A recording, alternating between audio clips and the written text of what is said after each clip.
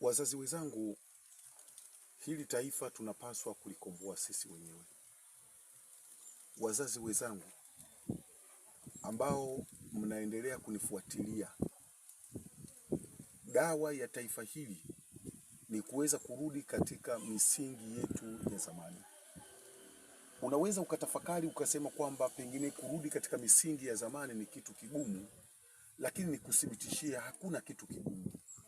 Ugumu unausababisha wewe mwenyewe. Mara nyingi wanadamu tunafikiria kwamba tunapokuwa tumekosea, tunaamini kwamba hatuna uwezo tena wa kurudi katika ile misingi ya zamani. Mimi niwathibitishie hakuna kitu kama hicho. Kila jambo linawezekana.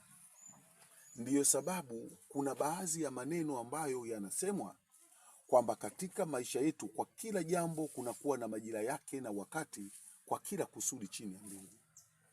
Sisi kama wazazi tunapohisi kwamba tumeteleza katika eneo fulani, haswa katika kulea kizazi hichi ambacho tulichokuwa nacho, wala tusisingizie kwamba eti halitawezekana.